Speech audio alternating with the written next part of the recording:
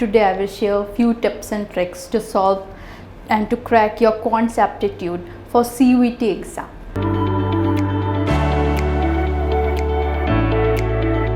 Hello everyone and welcome to our channel TheHinduZone. Today I will share a few tips and tricks to solve and to crack your Quantitative Aptitude for CUET exam. So tip number 1 is practice your mocks and sample papers.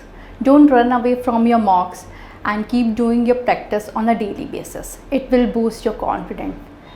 Tip number 2 is give importance to all the sections of the paper because all needs the equal efforts from your side. Tip number 3 is practice the mental mathematics daily. Try to solve the questions in your head rather than using the pen and the paper. Tip number 4 is try to solve the level 2 problems. Try to solve the level 2 problems because it will help to boost your confidence. So these are all the tips. Thank you and have a nice day.